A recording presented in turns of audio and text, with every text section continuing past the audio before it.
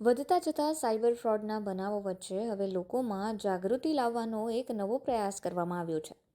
સુરતના cyber crime investigator અને cyber lawyer દ્વારા સાયબર ક્રાઇમ અંગે જાગૃતિના શીર્ષક હેઠળ ગુજરાતી ભાષામાં એક ઈ બુક તૈયાર કરવામાં આવી છે, જે સંપૂર્ણપણે નિઃશુલ્ક છે, જે લોકોને સાયબર ફ્રોડ સામે જાગૃતિ લાવવામાં મદદરૂપ થશે.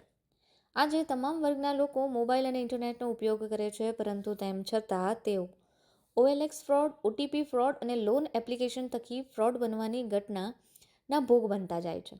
એવા સમયે લોકોને આ ઈ બુક મદદરૂપ થઈ શકે તે આશયથી એડવોકેટ ચિરાગ લાડ દ્વારા તેને તૈયાર કરવામાં આવી છે.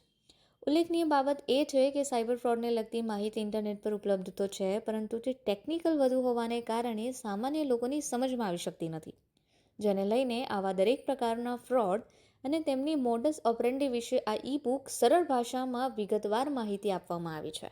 મારું નામ ચિરાગ લાડ છે. હું સાયબર ક્રાઇમ ઇન્વેસ્ટિગેટર અને સાયબર લોયર છું. મેં આઈટીની અંદર અભ્યાસ કર્યો છે અને ડિપ્લોમા ઇન સાયબર લો અને LLB કર્યું છે.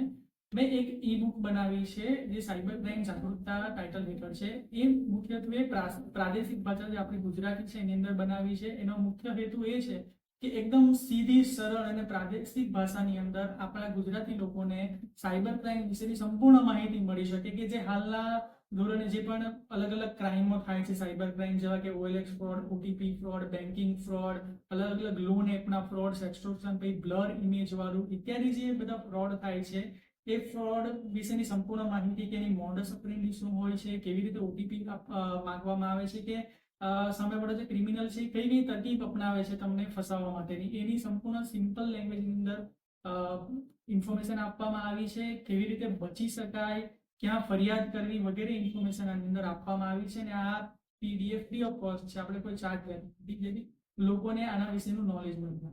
આજના ડિજિટલ યુગમાં સાયબર એટેકની ઘટનામાં સતત વધારો જોવા મળી રહ્યો છે. તાજેતરમાં અનેક મોડર્ન્સ ઓપરેન્ડી વાપરીને અનેક મલવેરને લઈને ચિંતાનો માહોલ પણ સર્જાયો છે. આ મોડસ ઓપરેન્ડી ખાસ કરીને સોશિયલ મીડિયા મારફતે લોકોને અને તેમના ડિવાઇસને ટાર્ગેટ કરે છે. એવા સમયે પ્રાદેશિક ભાષામાં જો લોકોને માહિતી મળે તો તેનો ઉપયોગ તેઓ તેમના રોજિંદા જીવનમાં કરીને આવા ફ્રોડથી બચી શકે, એ જરૂરી છે. ચિરાગભાઈના મતે તેમનું મહત્વનું કામ એ હતું કે માહિતી દરેક સુધી પહોંચે અને તે પણ એવી ભાષામાં જેને દરેક વ્યક્તિ સરળતાથી સમજી શકે.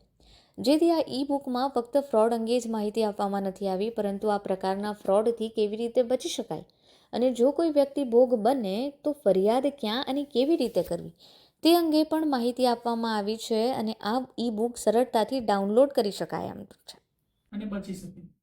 આનો વિચાર ત્યારે આવ્યો કે જ્યારે મેં ઘણું બધું રિસર્ચ કર્યું કે લોકોને શા માટે સાયબર ક્રાઇમ વિશેની માહિતી મળતી નથી, અથવા તો માહિતી મળે છે તો શા માટે લોકો જાગૃત નથી થઈ રહ્યા. ત્યારે ખબર પડી કે એમને મેઇન તો લેંગ્વેજ બેરિયર આવતો હતો, ટેકનિકલ શબ્દોનો બેરિયર આવતો હતો, કે જે પણ મટીરિયલ અને સાહિત્ય આપણે ત્યાં અવેલેબલ છે ટોટલી ટેકનિકલ અને IT વર્ડની અંદર છે. તો મેં એને સિમ્પલ લેંગ્વેજની અંદર કન્વર્ટ કર્યું છે, જે મારો બેઝિકલી એનો પ્રાઇમ ફોકસ છે. અને આ તમે મારા લિંક્ડઇનના પ્રોફાઇલ ચિરાગ લાડ સાયબર લોયર સર્ચ કરશો તો એની અંદર PDF અવેલેબલ છે.